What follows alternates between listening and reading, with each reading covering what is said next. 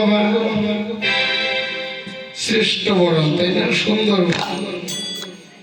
শ্রেষ্ঠ বরণটা কি? ও মায়েরা একে একে তো সবাই চলে যাচ্ছে আমার দিকে। এটা শুধু এই বাইককে নয়, এটা সারা বাংলাদেশের একই অবস্থা। 10 টাকাটা বাজবে, ভক্তবিন্দু থাকে না, কীর্তনীয় বিপদ এইটাই বাংলা করে নিয়েছে। তার মধ্যে রূপ অনুরাগ একটু ভিন্ন। 6টা মালার মধ্যে আমি যে মালায় দাঁড়িয়েছি রূপ অনুরাগ, এর মধ্যে বাৎসল্য প্রেম নেই। এটা হলো অনুভবের বিষয়, এটা সম্পূর্ণ অনুভব। আমার গৌর কেমন ছিল, রাধারানী কেমন করে গৌর ভালোবাসতেন, সখীরা কেমন করে গৌর ভজন করতেন, শ্রীকৃষ্ণ কেমন,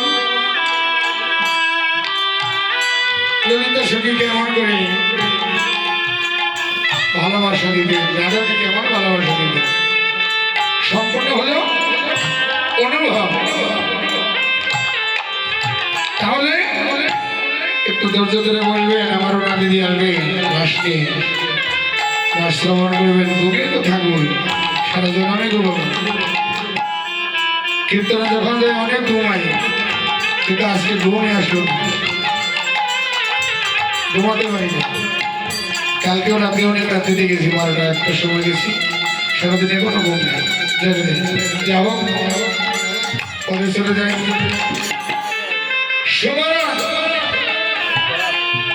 শ্রেষ্ঠ বরণ, শ্রেষ্ঠ বরণ কি গো মা? সোনার গহনা, এটাই কি শ্রেষ্ঠ? সোনার গহনা কি শ্রেষ্ঠ বাবা? দাম বাড়ছে। সোনার গহনা শ্রেষ্ঠ, তবে আমার গৌর হরির কাছে নয়। পার্থিব জগতে সোনার গহনায় শ্রেষ্ঠ, কিন্তু আমার গৌরের কাছে শ্রেষ্ঠ বরণ হলো তুলসীর মালা।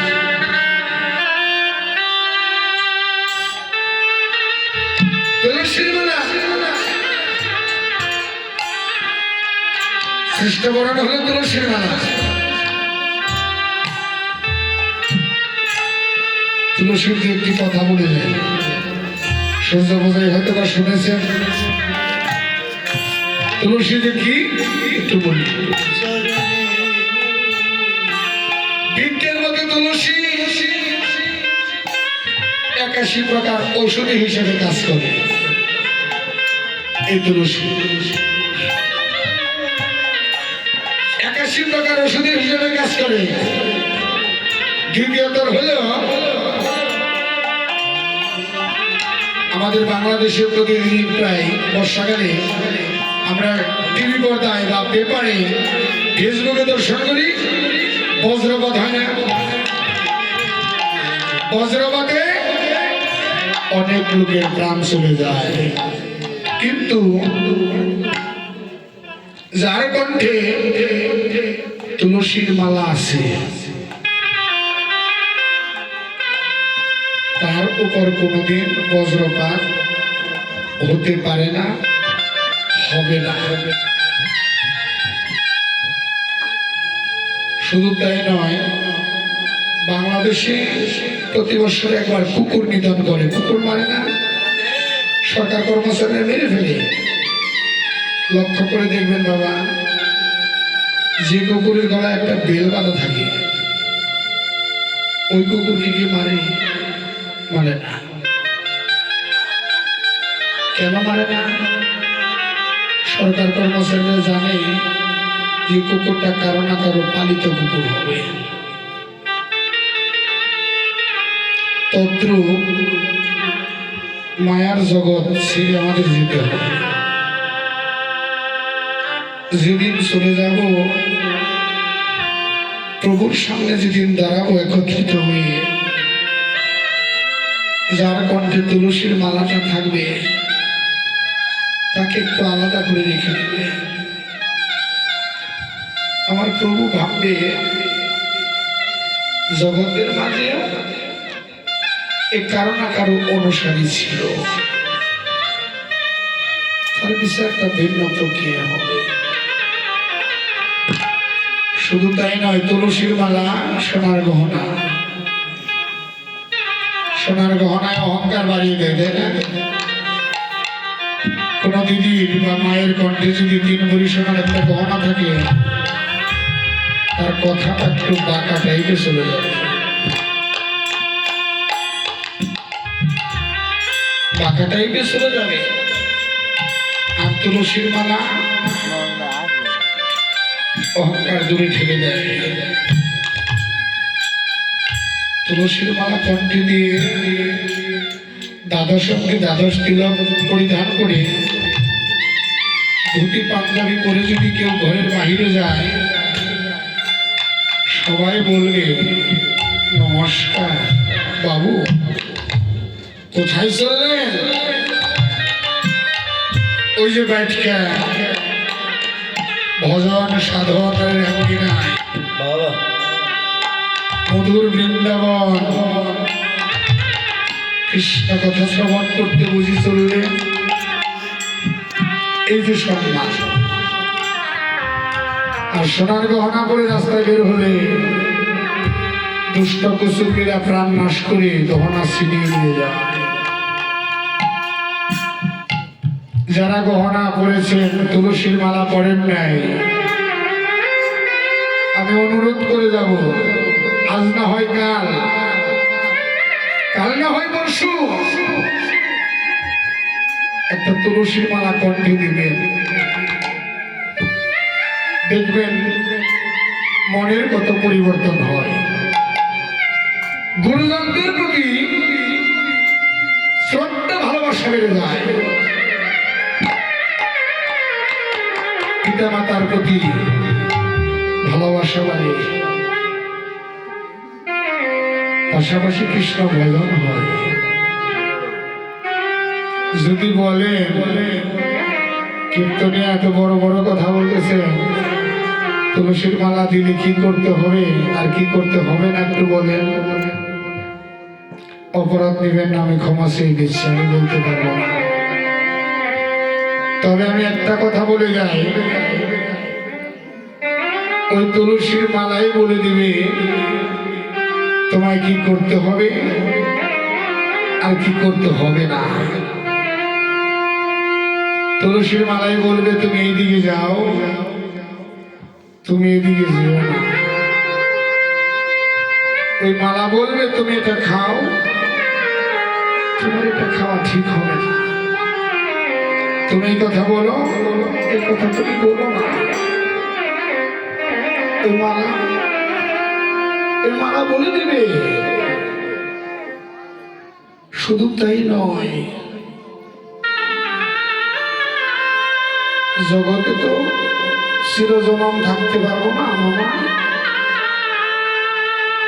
একদিন তো চলে যেতে হবে, বিদায় নিতে হবে। এই তো সিরিয়ালে চলে এসেছি।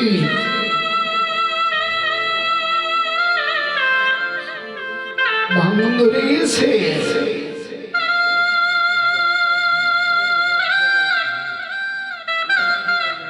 বাঁধ ভেঙে গিয়েছে, কখন যেন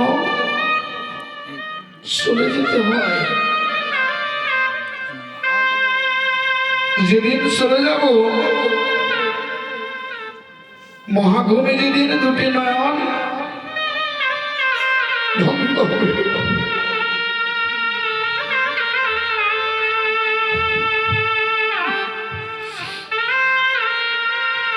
সর্বইন্দ্রিয় যদি নিস্তেজ হয়ে যাবে,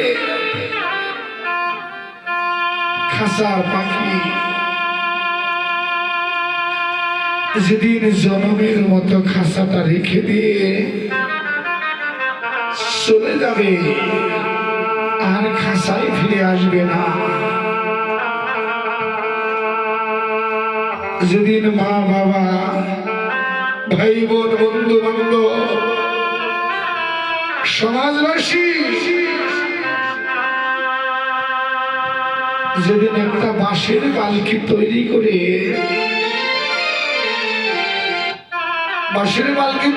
যেদিন 4 কোণা ধরে নিয়ে যাবে শ্মশানে, দাদা সবাই না শ্মশান ঘাটে নিয়ে দেখবে আমাকে শেষ দেখা। আমি যেদিন চলে যাব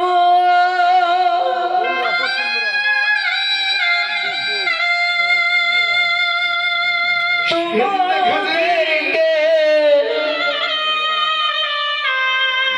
ছাড়িয়া দেখে যেদিন আমায় শ্মশান ঘাটে রেখে দিয়ে গেছিল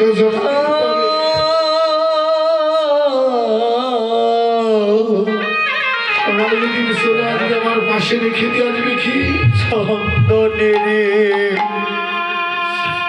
ফোঁটা আমার পাশে রেখে দিয়ে আসবে একটা আমার তুলসী বৃক্ষ। দিয় পরায়া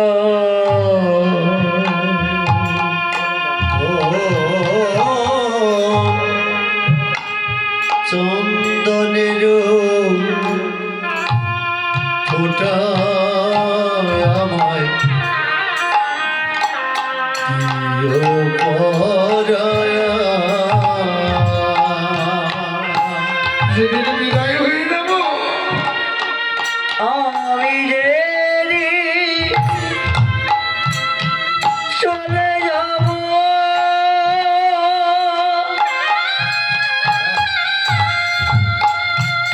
তোমাদেরকে ছাড়িয়া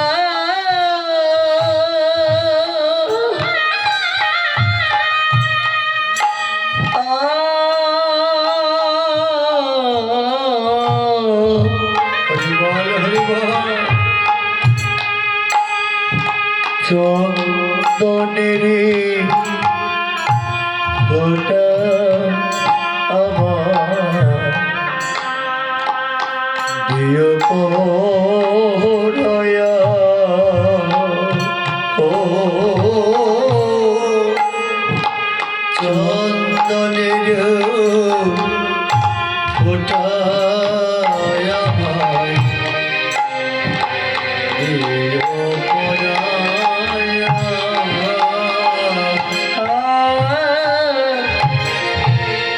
তখন তোমরা যতই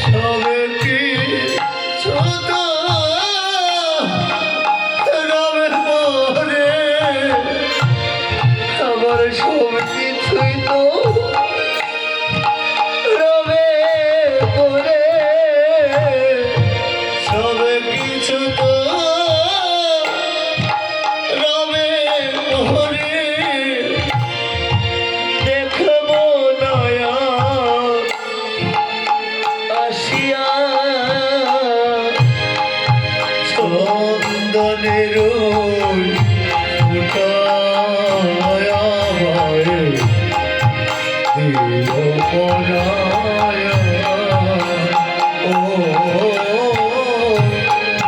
চন্দনের ফুটায় আমায় দিও পরায়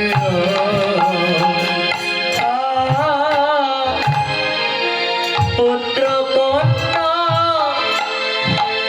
সোনার গহনা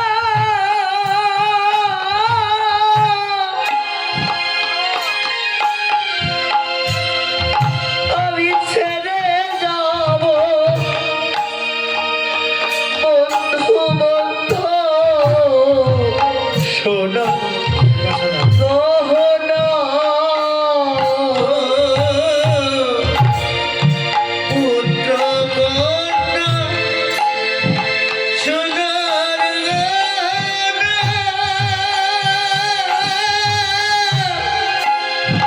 ছেড়ে যাব বন্ধু বান্ধব বিষয় বাসনা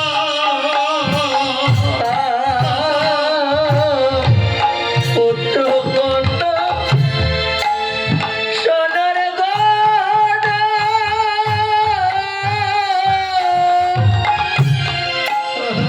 ছেড়ে যাব বন্ধু বান্ধব বিষয় বাসনা আমার ফুল বিছানা ঘরে থুয়া ফুলে বিছানা ঘরে ছুঁয়া সেদিন ফুল বিছানা ঘরে থুয়া থাকব শশা ঘাটে শুয়া চন্দনের ফোঁটায় আমায় দিও পরায় ও চন্দনের ফোঁটায় যেদিন চলে যাব সবাই বিদায় দিয়ে রেখে আসবে, সাথে থাকবে একমাত্র তুলসী বৃক্ষ। গোবিন্দ যখন তুলসী তুলসী বলে ডাকে, গোবিন্দ যখন তুলসী তুলসী বলে তুলসীকে ডাকে, তুলসী শুনতে পায়, তুলসী তুমি কোথায়? আমি শ্মশানে। আসো কাছে না, আমি যার কাছে আসি তাকে যে পার করে নিতে হবে।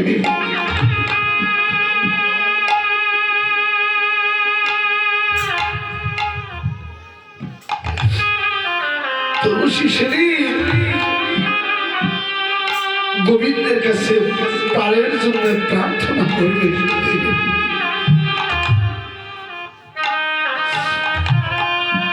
সেই তুলসী আমার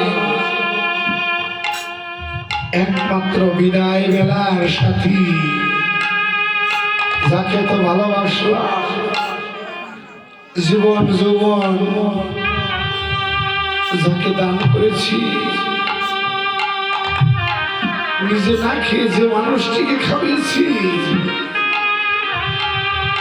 সেও সেদিন ঘরের বাহির করে দিবে।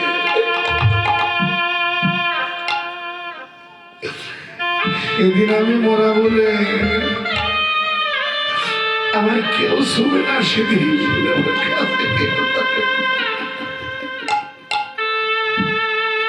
সেদিন নামে যাবে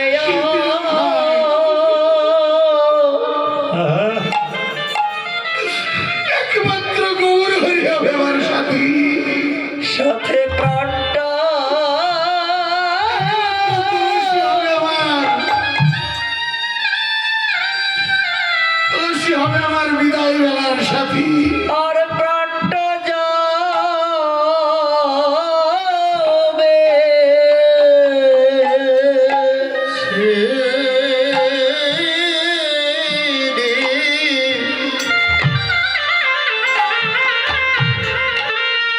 মধুর হরি নাম যাবে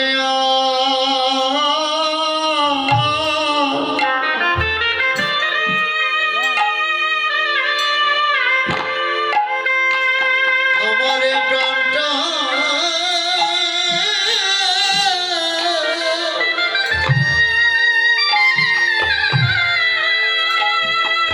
আমার প্রাণটা যাবে যদি মরা বলে ঘরে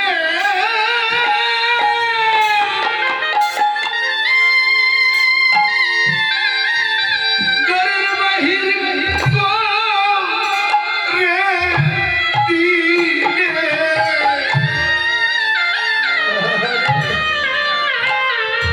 সেদিন হরি নাম যাবে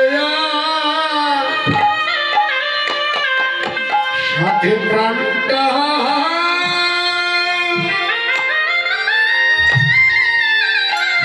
প্রাণটা যাবে সেদিন মনে বলে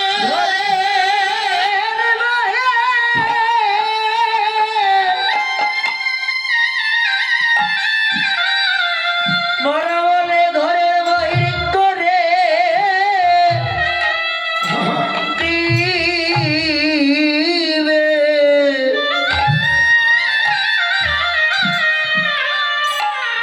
সেদিন হরি নাম যাবে নাম যাবে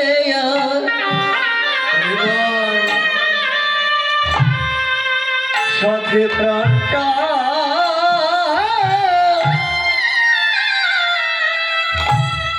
যাবে যেদিন আমায় রেখে দেবে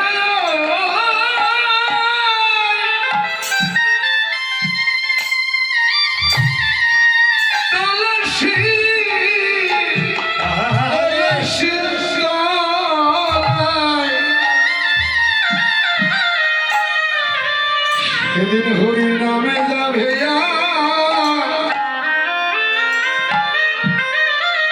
হাতে প্রাণটা প্রাণটা যাবে ওরে সেদিন রেখে দিবে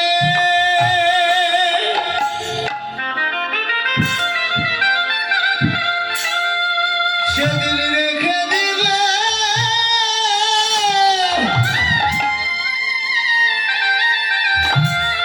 ওই তুলসী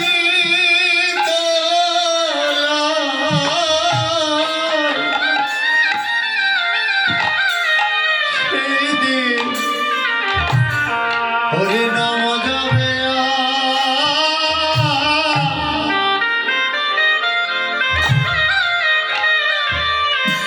এ প্রাণটা প্রাণটা যাবে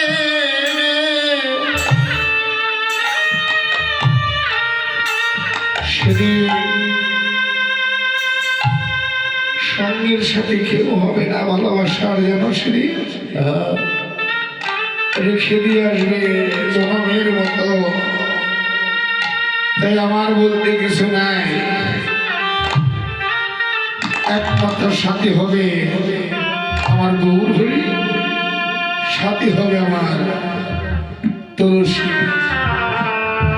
তাই তুলসীকেই সঙ্গী করে নিতে হবে বাবক আমার এমন ভাবে বললেন "ওরে জগন্নাথ